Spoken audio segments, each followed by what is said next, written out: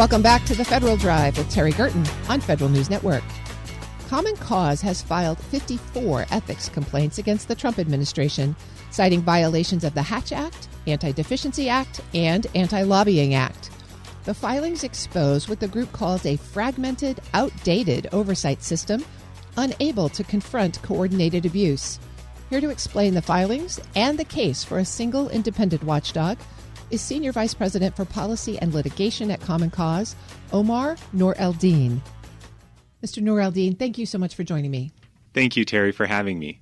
You have said that the federal ethics oversight system is fragmented, outdated, and not fit for purpose. Tell me more about that particular diagnosis. Well, Terry, that diagnosis came after Common Cause, the organization for which I work, filed 54 complaints with various federal ethics, accountability, oversight bodies a couple weeks ago. And in doing that, we realized that there were several violations that the Trump administration was engaging in, we believe they were engaging in, related to their political messaging during the government shutdown. And 3 different laws that we believe are implicated, the Hatch Act, the Anti-Deficiency Act, and the Anti-Lobbying Act, were all potentially being violated across 18 different agencies that we could track.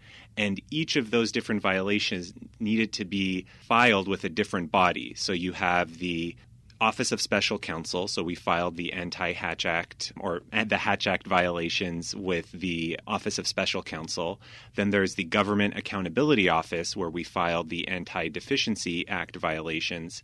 And then there's the Office of Inspectors General at each of the different agencies where we filed the Anti-Lobbying Act violations.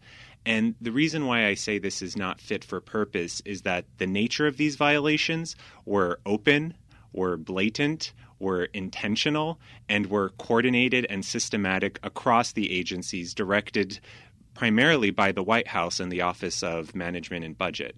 And so our system was designed for things that were maybe not out in the open, that were, government fraud, waste, and abuse that were happening behind closed doors. This is all out in the open. It's all coordinated, and there's celebration within the administration over the way that they're talking about these messages. And our system was not meant to deal with something like that. Well, let's talk then about the complaints. You filed 54 separate complaints, as you mentioned, which seems to suggest a pattern of behavior as opposed to, as you say, an isolated misconduct. What does this tell you about how this messaging might have been coordinated, whether it was intentional, what's behind it? Well, some of the news reporting that we saw, which made us look into this more closely, was that there was messaging coming from the Office of Management and Budget, 2 different agencies, directing them to put these messages up on their websites, blaming the Democrats, or in some instances, radical left Democrats, for the government shutdown. Similar messaging was directed to agencies, telling them to change the out-of-office replies of federal employees. So giving the appearance that that federal employee changed their out-of-office message to blame, quote, radical left Democrats for not allowing me to work, when in fact that this was something that was being directed from the White House to the political leadership of agencies, and then forcing someone on the back end, IT folks, to go in and change these messages at such a large scale. So it seems as if the watchdogs who are supposed to identify misconduct were in fact co-opted from the beginning. Is that your finding? In some instances, yes. Some of the offices of inspector generals, which are housed within individual agencies, their websites were down and said they're down because of the government shutdown. And so in those instances where I would have instead filed with the actual Office of Inspector General, I had to find random email addresses across the organization saying that, your website is down, so here I'm going to send a bunch of email addresses and hope that someone actually gets to read it. So those websites were actually down because OMB defunded the SIGI, which manages all of the websites for the IG. So do you see an intersection of intent? Exactly. Well, here it's not only the blatant violations of these federal laws, but also the intentional dismantling of the system that is supposed to hold folks accountable to these laws. We saw that with the mass firings of inspectors general without the proper notice. And not to get us too far off a field, but the Supreme Court is now going to hear a case talking about the ability for independent agencies like the FTC, like the FCC, like the Fed, governing board, whether or not the president has the ability to replace these folks without cause. And with the current system that the Supreme Court is embracing, a unitary executive theory that allows for the president to have total and unbridled control of the executive cannot stand with a system that holds that same executive accountable. I'm speaking with Omar Noor Eldin. He's Senior Vice President for Policy and Litigation at Common Cause. Well, let's come back to the specific case that is at issue here. You mentioned 3 laws, the Hatch Act, the Anti-Deficiency Act, and the Anti-Lobbying Act.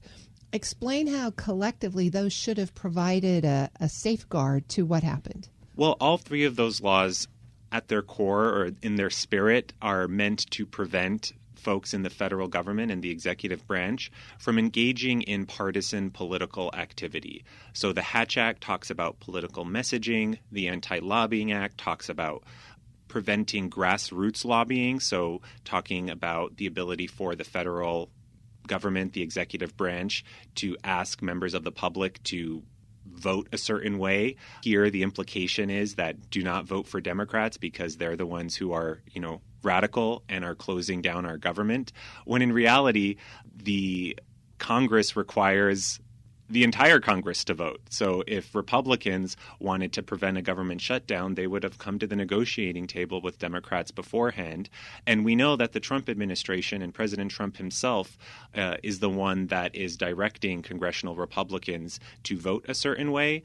And now that we see folks like Marjorie Taylor Greene speaking out against the current Republican strategy, folks from the White House are starting to attack her as well. And so what we're seeing here is a total control, a lock, grip, iron control of the congressional Republicans by the White House.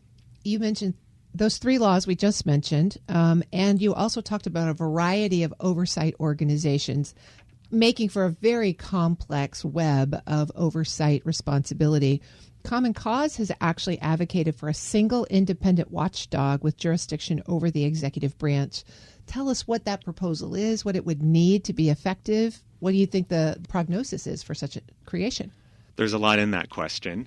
To start, the impetus behind calling for something more robust is a reaction to the current system, which, as you mentioned, I've described as fragmented and not fit for purpose. And so here, what we are now moving into is a phase in our democracy where corruption is out in the open. We used to think that that was something that other countries did, that we were above all that. But now we're seeing the sort of self-dealing by the president and the president's family and the president's allies and friends in a way that we didn't think was possible or able to get away with for political reasons here. And that's no longer the case. And so we need a system that is more robust, that would allow the oversight agencies to initiate things on their own. Here, the political messaging was all over government websites. It was put into email replies that anyone could get. It wasn't something that was behind closed doors. It didn't need Common Cause to file 54 complaints in order to see what was going on. So we need now a system that is going to allow oversight agencies to affirmatively look at what's right in front of their eyes and take action. Why do we need 3 different agencies with overlapping jurisdiction or distinct jurisdiction over laws that are all meant to get at the same thing? What's the prognosis? I do think that the concerted effort that is being done by civil society, by good government groups, is really exposing this type of blatant and transparent corruption in a way that most American people are against. Most American people work really hard and play by the rules and believe in fairness. And what we're seeing here is folks breaking the rules and engaging in things that aren't fair. And so on the other side of this, I do believe there's going to be a willingness and a momentum for strong anti-corruption package that will have to take a hard look. What are the specifics of that? I don't know yet. We're going to have to, come together with folks who are both experts and folks who understand what is needed to rebuild trust of the American people in our government, because there isn't that trust right now. Speaking of trust, it's usually the assumption that the government is fairly neutral when it comes to the administration of policies. It's not neutral necessarily in who's running it, but certainly it should treat all of its constituents equally, regardless of what their party is. This messaging is clearly not neutral. What impact does that have on citizen trust of government? It erodes the trust. When when folks believe that their government and the folks running their government are in it for their own political gain, their own, some of these cases, financial gain, then they don't have the ability to trust that their government is looking out for them. And at its core, what government is supposed to do is work for the people. And when you have a administration, a president, a Congress, something similar is stock trading. I've spoken about this before.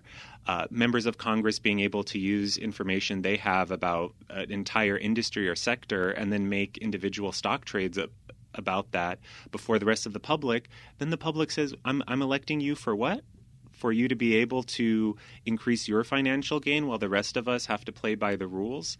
And so all of these things, whether it's political activity, politicians engaging in mid-decade redistricting across the country so that they can ensure that they get to pick who their voters are rather than the voters getting to pick who their representatives are, all of these things are not isolated, and they all go towards eroding trust of the American people in government. And when they lack that trust, they don't show up at the polls. They don't show up to vote because, understandably so, they think, what does it matter? The system is stacked up against me. These politicians are not looking out for my benefit, and I have better things to do with my day than cast, in some instances, what folks believe to be a vote that doesn't have meaning. In theory, the weaknesses in the system that you've articulated here could have enabled a president of either party to behave this way. So what do we need to do now to prevent this kind of behavior in the future, again, regardless of which party might hold the White House and the executive branch? Well, right now, the biggest thing I think we can do is expose the grift, expose the way in which here the Trump administration and his allies in Congress are not looking out for the American people. What is being negotiated here is healthcare costs, is costs of everyday goods, and by showing that Trump would rather go and golf while the government is shut down than working around the clock to ensure that he's doing everything he can to reopen the government, I think it's pretty clear where his priorities lie. And so that's the first step, is exposing the grift. The second step is coming together with a cross-ideological group of people who all say we have rules for a reason. Rules help us ensure that there's fairness. Whether you're a Democrat or Republican, a conservative or progressive, we all want to play by rules that we can all agree on and we think are fair.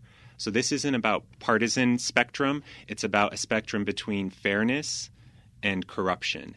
And that should be a cross-ideological, cross-partisan debate. I've been speaking with Omar Noor Eldin. He's Senior Vice President for Policy and Litigation at Common Cause. Thanks so much for joining me today. Thank you, Terry. It's been a pleasure.